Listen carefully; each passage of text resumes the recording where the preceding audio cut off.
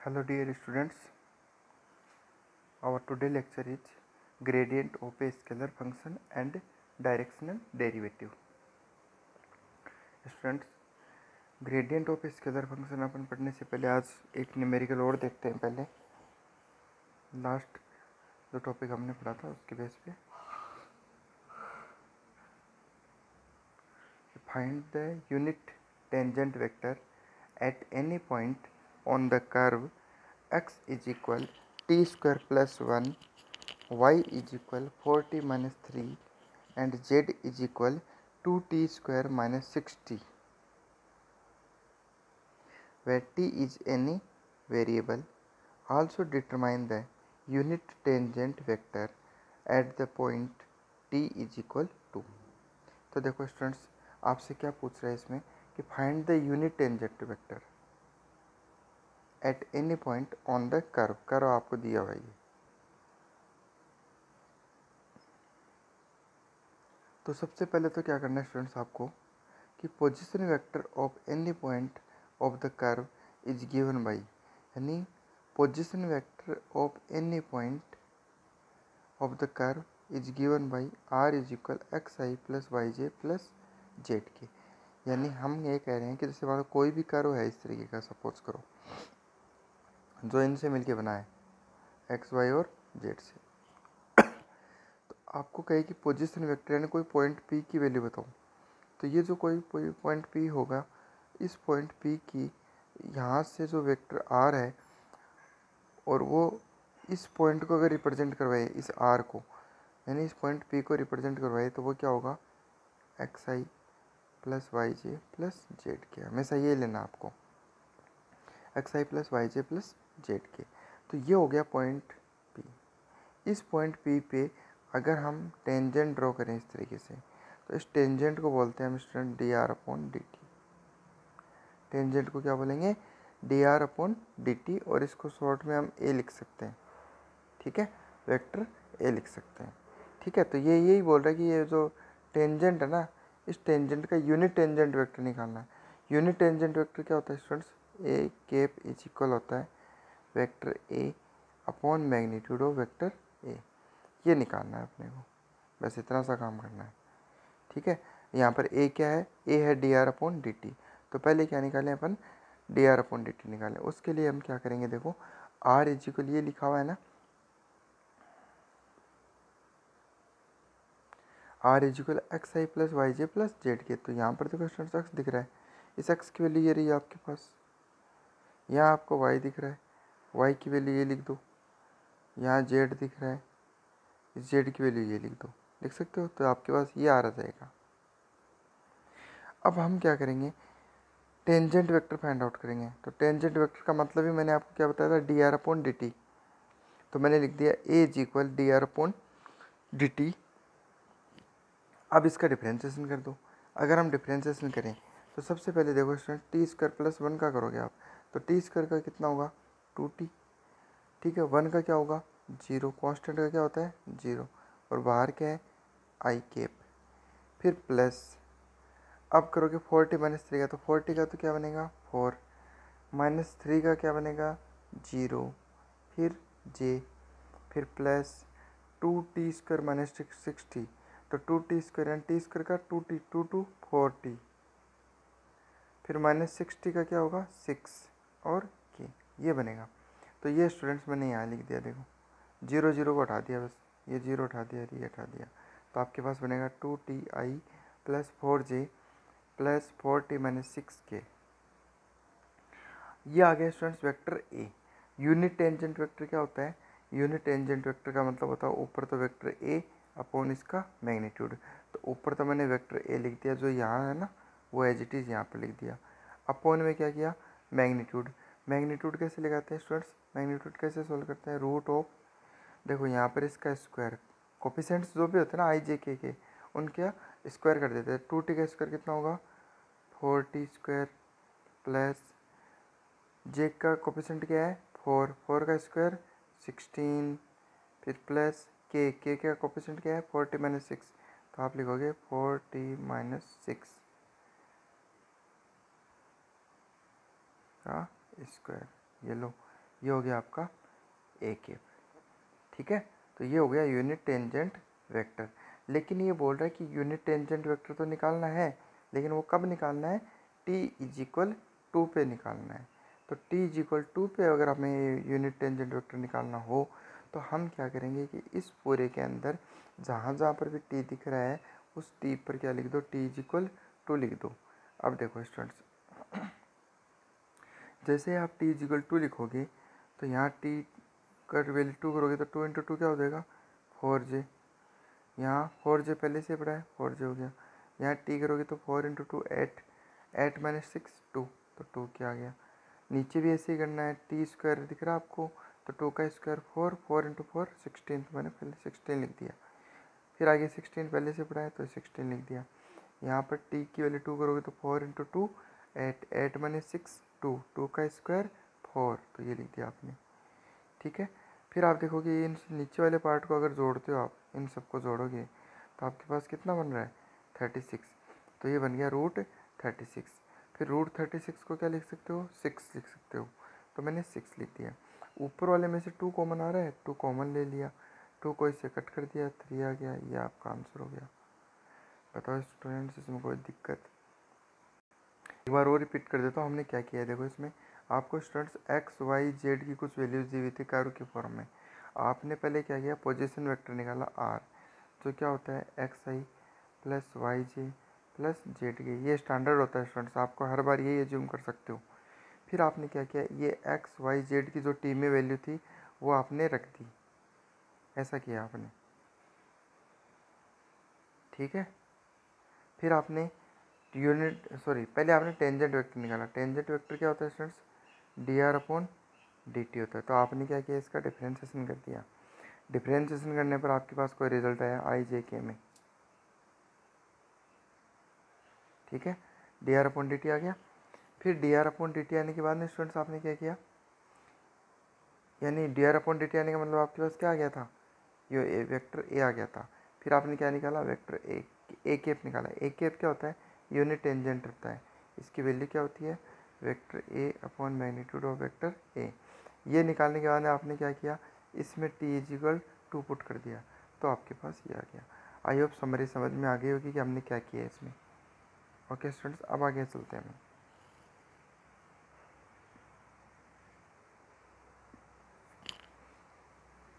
आगे हम पढ़ रहे हैं student gradient of a scalar. Gradient of a scalar, देखो नाम से पता चल रहा है स्टूडेंट्स, ग्रेडियंट किसका निकल रहा है, स्केलर का, स्केलर फंक्शन का। तो देखो हम ये कह रहे हैं कि the linear differential operator del is define as, देखो इसको ना हम डेल बोलते हैं। डेल इस तरीके से भी बोल सकते हैं, ऐसे भी बोल सकते हैं। ठीक है, तो डेल इजिकल क्या वैल्यू होती है, पहले ये देखो, ध्यान से देख लेना इसको। ये वैल्यू हमेशा यही होती है, I del upon del X plus J del upon del Y plus K del upon del Z. अब स्टूडेंट्स मैं मानता हूँ कि मेरे पास एक स्केलर फंक्शन है एफ। एफ क्या है, स्केलर फंक्शन। और स्केलर फंक्शन स्टूडेंट्स किसको बोलते हैं, जिसमें ये आई जे और के ये नहीं होते हैं ना, आई जे के नहीं होता है, तो वो क्या है, एक स्केलर फंक्शन है। ठीक है, तो स्केलर फंक्शन एफ लिया है, तो मेरे पास अगर मैं उसका कहूँ कि ग्रेडियंट निकालूँ, तो gradient vector of a scalar function, देखो क्या लिखा हुआ है, gradient vector of a scalar function F is the vector gradient F. आपको ज़्यादा दिमाग नहीं लगाना स्टूडेंट्स, आपको मैंने ये बता दिया कि एफ स्केलर फंक्शन है और आपको कहे कि कोई ग्रेडियंट एफ निकालो, तो बस आपको कुछ नहीं करना, ये जो पार्ट दिया हुआ है ना, इसमें जस्ट सिंपली आपको क्या करना है, उस एफ से पूरे को मल्टीप्लाई कर देना है। ठीक है, अब आप देखो स्टूडेंट्स, जैसे आपने इस ऐप से मल्टीप्लाई कर दिया तो आपने देखा कि आपके पास ऐप तो क्या है, एक स्केलर है। स्केलर फंक्शन का मतलब समझ गए ना स्टूडेंट्स, स्केलर जिसमें आई जे के नहीं होता है। और जैसे आपने ग्रेडियंट ऐप किया स्टूडेंट्स, तो इसमें आपके पास क्या आ रहा है, आई जे के आ रहा है, आ रहा नहीं आ रहा बताओ। ठीक है, तो ग्रेडियंट ऐप क्या है, एक वेक्टर फंक्शन है। ये तो क्या होता है, वेक्टर फंक्शन होता है, जबकि ऐप क्या है, इसमें स्केलर है। ध्यान से समझना, ये जो ऐप है ना, ये तो क्या है, स्केलर फंक्शन है। लेकिन अगर पूरे की बात करें इस बॉक्स की बात करें तो वो क्या है, एक वेक्टर फंक्शन है। क्यों? क्योंकि जैसे ऐप तो अकेला होता है ना, तब तो स्केलर होता है।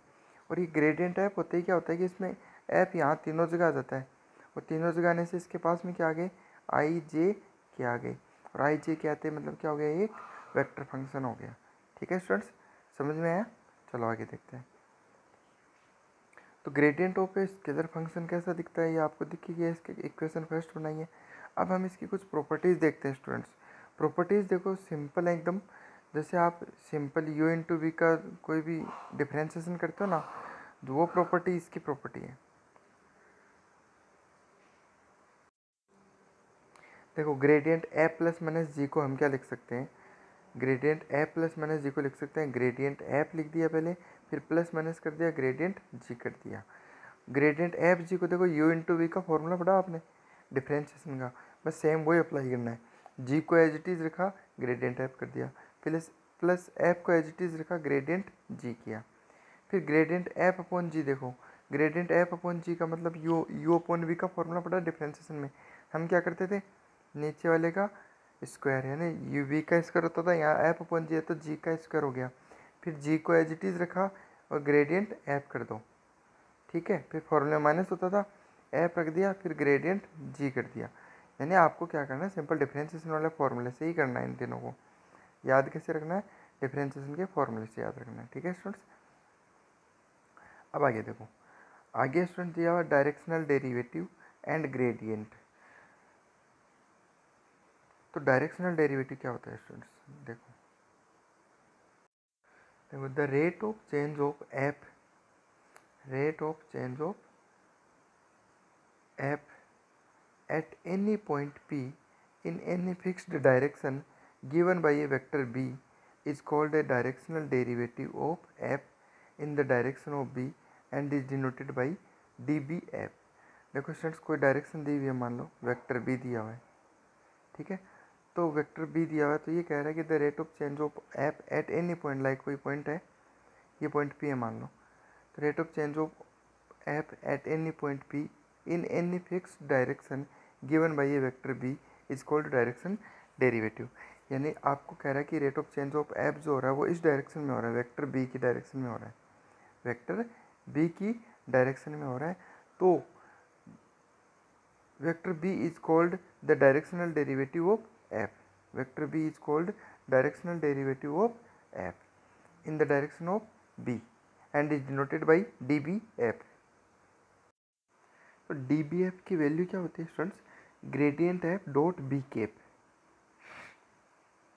स्टूडेंट ध्यान रखना, यहाँ पर है gradient f dot b cap.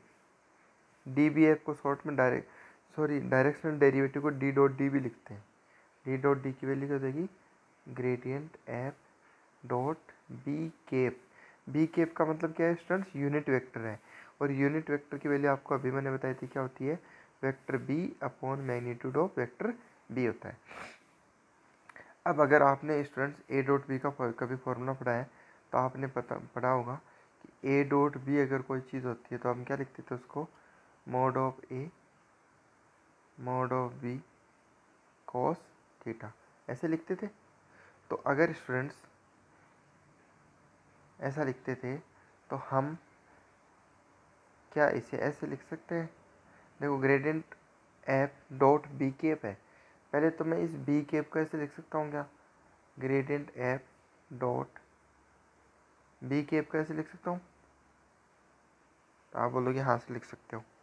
ठीक है, उसके बाद में देखो ये वाला जो ऊपर वाला पार्ट है ये आपका ए डॉट बी का दिख रहा है, भाई हम ए को ए मान ले, ये वाला ग्रेडियंट है इसको तो ए मान लो, और ये बी है ही तो ए डॉट बी दिख रहा है, तो क्या लिख सकते हो आप इसे, ग्रेडियंट एफ का मैग्नीट्यूड ऑफ वेक्टर बी और कॉस थीटा, और अपॉन में देखो एक मैग्नीट्यूड ऑफ बी दिख रहा है आपको पहले से, ये रहा ये वाली चीज़, तो ये तो इससे क्या हो जाएगा, कैंसिल आउट हो जाएगा, तो आपके पास क्या बचेगा, ग्रेडियंट है कॉस थीटा। तो ये नज़र आ रहा है कि आपको यहाँ पर मैंने क्या लिख दिया, बी केप को तो इसको तो क्या लिखा है, b upon mod of b, तो मोड ऑफ बी तो यह यहाँ से आ गया। फिर यहाँ पर अगर only gradient f dot b, ये बस था। नीचे वाले को तो लिख ही दिया, ये नीचे वाला तो ये रहा। इसको क्या लिख सकता हूँ, mod of f mod of grad b और कॉस थीटा। तो बी से बी कैंसिल आउट हो गया, तो क्या बचा, ग्रेडियंट एफ कॉस थीटा बचा। ठीक है स्टूडेंट्स। अब अगर आपसे स्टूडेंट्स इसमें पूछे कि the maximum rate of change, देखो ये तो आपका डायरेक्ट, अगर ओनली डायरेक्शनल डेरिवेटिव नाम बोले ना, ओनली डायरेक्शनल डेरिवेटिव नाम बोले, तब तो स्टूडेंट्स आपको ये फाइंड आउट करना है। ठीक है, आप अलग से ग्रेडियंट एफ निकाल लेना, अलग से आप बी की एफ निकाल लेना, दोनों का डॉट करा देना, हो गया आंसर आपका। ठीक है, बट अगर आपसे पूछे कि the maximum rate of change of F in any direction of gradient F is when theta is equal 0, यानी आपको खुद को पता होगा स्टूडेंट्स की कॉस की वैल्यू, मैक्सिमम वैल्यू क्या होती है कॉस की, कॉस थीटा की मैक्सिमम वैल्यू क्या होती है, हमेशा +1 होती है। और ये +1 कब आता है, जब हम थीटा इज इक्वल कितना पुट करते हैं, 0, क्योंकि आपको पता होगा कि cos 0 इज इक्वल कितना होता है, 1 होता है। तो cos थीटा की वैल्यू +1 कब आती है, थीटा इज इक्वल 0 रखने पर, या 2π रखने पर, या 4π रखने पर तब आती है। तो थीटा इज इक्वल हम सबसे लोवेस्ट वैल्यू क्या मान लें, 0। तो थीटा की वैल्यू 0 होने पर cos 0 की वैल्यू क्या हो जाएगी, 1।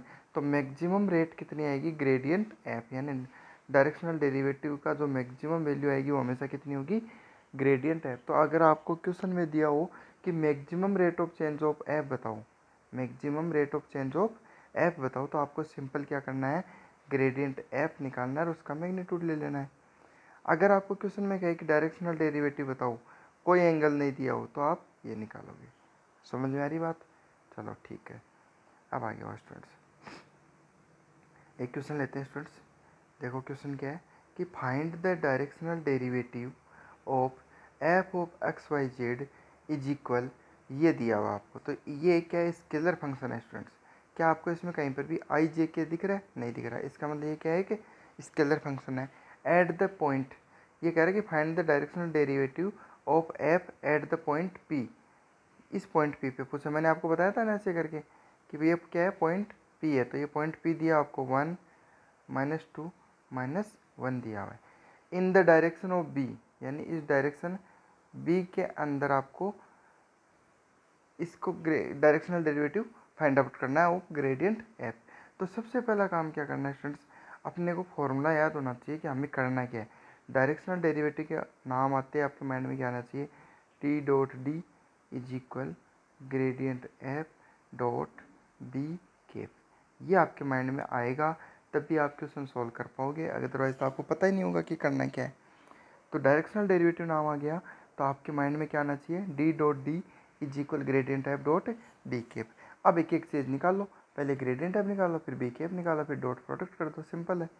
देखो क्या करेंगे, ग्रेडियंट एफ आपको अभी बताया था फॉर्मूला ये होता है। अब एफ, तो देखो यहाँ पे देखना स्टूडेंट्स, आपको एफ ये दिया हुआ है, ठीक है, और एफ कितनी जगह लिखा हुआ है, यहाँ पर भी एफ लिखा हुआ है, यहाँ पर भी एफ है, यहाँ पर भी एफ लिखा हुआ है। तो पहला पार्ट क्या बता रहा है, del f by del x करो, यानी आपको क्या करना है, यहाँ पर डेल अपॉन डेल एक्स लगाना है। अगर आप student del upon del x करते हो तो पार्शियल डिफरेंशिएशन कर रहे हो, और पार्शियल डिफरेंशिएशन करते हो तो किसके रिस्पेक्ट में कर रहे हो, एक्स के रिस्पेक्ट में। तो एक्स तो आपका क्या हो गया, वेरिएबल हो गया। रिमेनिंग जो भी वेरिएबल है वो कैसे भी करेंगे, कांस्टेंट की तरह भी करेंगे। तो अगर आपको कहे कि del f upon del x बताओ, तो आप क्या करोगे, यहाँ डेल अपॉन डेल एक्स लगा दोगे इस पूरे की, ठीक है। तो डिफ्रेंशिएट करोगे तो एक्स स्क्वायर का कितना होगा, 2x, वाई जेड तो मल्टीपल में तो पड़ा रहेगा, फिर प्लस 4x जेड स्क्वायर, तो x का 1 होगा तो क्या बचेगा, 4z स्क्वायर। तो ये देखो स्टूडेंट्स मैंने यहाँ लिख दिया है 2xyz प्लस 4z स्क्वायर। फिर स्टूडेंट्स आगे क्या दिया, प्लस जे, तो प्लस जे लगा दिया मैंने, ये देखो। फिर del f upon del y, अब विथ रिस्पेक्ट टू वाई कर रहे हैं तो वापस मिटा दो इसको पूरे को, विथ रिस्पेक्ट टू वाई कर लो।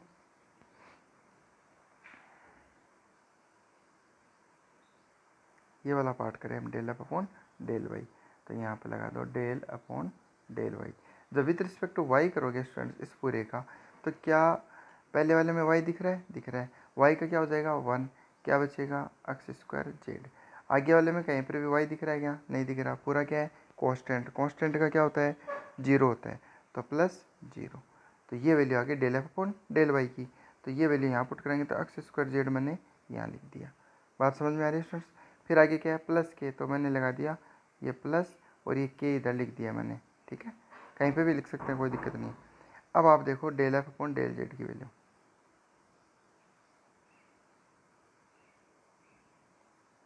समझ में आ रहा है क्या students. Del upon del z करते हैं, तो देखो जेड का 1 करेंगे पहले वाले में, यहाँ जेड की वैल्यू क्या हो गई 1, तो क्या बचेगा एक्स स्क्वायर वाई। आगे वाले में जेड स्क्वायर क्या होगा 2z, और एक 4 दिख रहा है, तो 2z और 4 कितना हो जाएगा 8, और x पहले से पड़ा है 8x जेड। यह वैल्यू आ गई आपके पास, ये लिख दिया मैंने। तो आई होप ग्रेडियंट ऐप समझ में आ गया होगा स्टूडेंट्स। ग्रेडियंट ऐप कैसे आए, ये आपका ग्रेडियंट ऐप हो गया, ठीक है। उसके बाद में क्या करेंगे students, at the point P, at the point P पे क्या निकालना है, ग्रेडियंट ऐप ही निकालना है।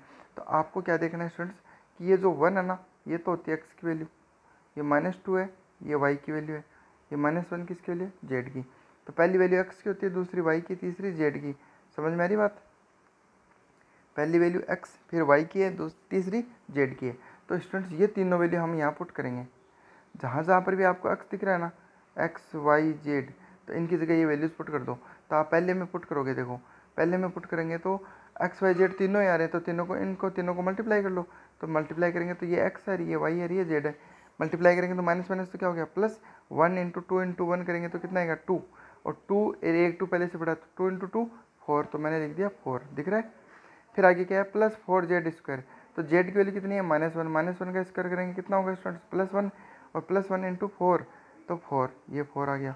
बताओ समझ में आया क्या, ये पार्ट समझ में आया, 4 + 4 कैसे आया, पहली वैल्यू, यानी हम इसमें वैल्यू रखते हैं पूरी में, यहाँ पर रखेंगे पूरे में, तो वैल्यू क्या आएगी 4, इसको सोल्व करेंगे तो 4, तो 4 + 4 8।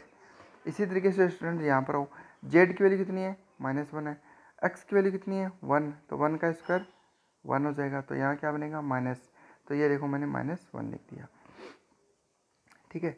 तो यहाँ से मैंने लिख दिया -j, इसको लिख दिया था 8i। फिर आओ तीसरे पे value,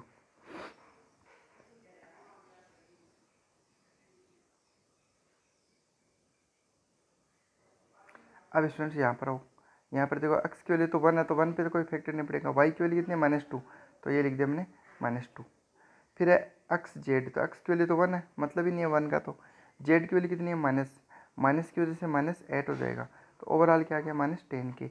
I hope students gradient type समझ में आ गया होगा आपको, इसमें कोई दिक्कत नहीं होनी चाहिए। फिर आओ बी पे, तो बी देखो आपको एग्जाम क्वेश्चन में दिया हुआ है स्टूडेंट्स, ये रहा बी।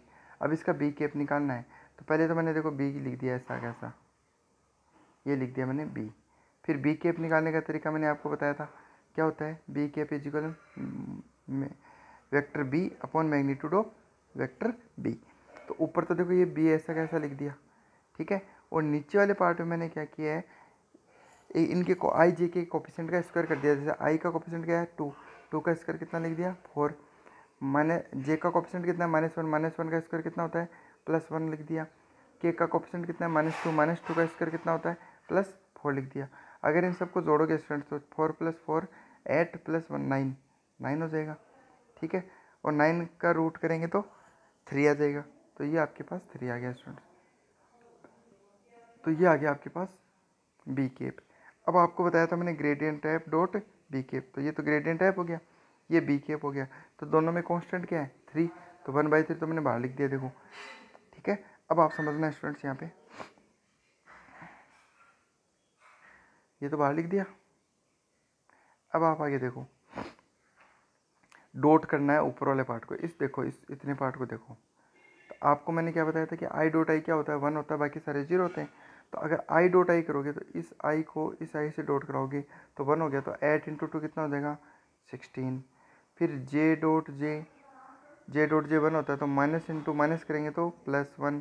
फिर के डॉट के 1, तो माइनस का 10 और माइनस का 2 कितना होगा 20, तो प्लस का 20 आ गया।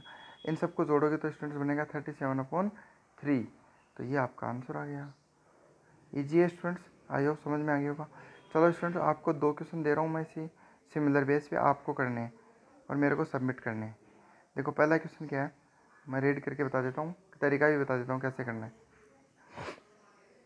देखो पहले वाले में दिया हुआ find the directional derivative, app आपको दिया हुआ, ये आपका ऐप हो गया, पॉइंट क्या है पी, इस पॉइंट से निकालना है। तो पहले तो आपको क्या करना पड़ेगा, ग्रेडियंट ऐप निकालना।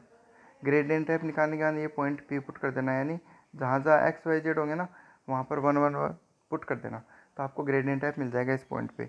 फिर आपको वेक्टर बी दिया हुआ है, वेक्टर बी से आप वी कैप निकालोगे, तो कैसे निकालोगे, वेक्टर बी और इसके नीचे इसका मैग्नीट्यूड निकालोगे, ठीक है। फिर आप डॉट करा दोगे gradient f dot b cap, तो आपको 4/7 आंसर मिलेगा, ठीक है स्टूडेंट्स। दूसरा क्वेश्चन देखो, दूसरा क्वेश्चन थोड़ा सा घुमा के दिया हुआ है आपको। देखो क्या दिया हुआ है इसमें, डायरेक्शनल डेरिवेटिव फाइंड आउट करना है। ये तो आपका ऐप है, ऐप से तो आप ग्रेडियंट ऐप निकाल सकते हो इजीली, और किस पॉइंट पे, ये पॉइंट है, तो ये पॉइंट पे पुट कर देना, एक्स वाई जेड की वैल्यू क्या कर देना 1 1 और -1 पुट कर देना इन the direction towards the point. दूसरा पॉइंट आपको दिया है, देखो स्टूडेंट्स इस बार आपको सीधा वेक्टर बी नहीं दिया है, आपको वेक्टर बी निकालना है। कैसे निकालना है, आपको 2 पॉइंट दिए हुए इस बार, एक पॉइंट तो पी दिया हुआ है जो पहले दिया हुआ है, वो कितना है, पॉइंट पी की वैल्यू आपके पास है 1 1 -1। दूसरा पॉइंट क्या है क्यू, क्या वैल्यू है -3 5 6। तो इस बार आपको वेक्टर बी बनाना पड़ेगा। वेक्टर बी क्या होगा, देखो इस एक पॉइंट में से दूसरे पॉइंट को माइनस कर दो, जैसे 1 में से -3 को माइनस कर दो आप, कितना बनेगा, -1 प्लस हो जाएगा, तो ये बनेगा 4i। फिर 1 -5 करो, 1 -5 कितना आएगा, -4j। फिर -1 में से 6 को माइनस करोगे तो क्या बनेगा, -7k। इस तरीके से आपको वेक्टर बी बनाना है, फिर आपको बी कैप निकालना है, तो ये हो जाएगा बी के बाद में, और आप लास्ट में क्या निकालोगे, gradient f dot b cap. तो इस तरीके से आप सॉल्व करना, अगर कोई दिक्कत है तो मेरे से पूछ लेना। Okay students, thank you.